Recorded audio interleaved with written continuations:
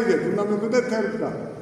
და იქ როგორ უერთდება, მეორე თერგი თუ არ აქვს და როგორ უერთდება, შავი არ აგვი, თეთრი არ აქვს, თუ თეთრი არ აგვი, შავ არ აქვს და როგორ არის მღრიე, როგორ არ უნდა თეთრ შეირიოს, შავი არ აგვი, მაგრამ ცხოვრებაა.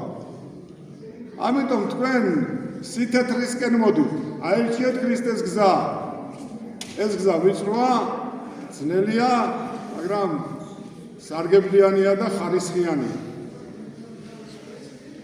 იყვარდეს პურგვინოც, იყვარდეს სიმღერაც, იყვარდეს ცეკვაც ქართული და იყვარდეს ლოცვაც, ენაც და მამულიც. მაშინ ჩვენ ვერავინ შეგაშინოთ. და არ შეგეშინდეთ, კაცო, ვიღაცა არაბი მოდისო, საწყა მოდისო, და მოვიდეს, ვეძებ როდის ვნახავ. არ გიჭყობია, რამდენი ხანია და სიბერეში იქნება დაწყა მოვახერხო იქ. და ასია ქართველებო, არავის არ აყვეთ. ხოლოდ გაყევით ქრისტეს გზას. ხოლოდ ჭეშმარიტად გაყევით და ის გიბრძანეთ, მე რა უნდა ხნა? უნდა გაურავდეთ. უნდა მოვშენდეთ. უნდა ადაწესები დავიცვათ.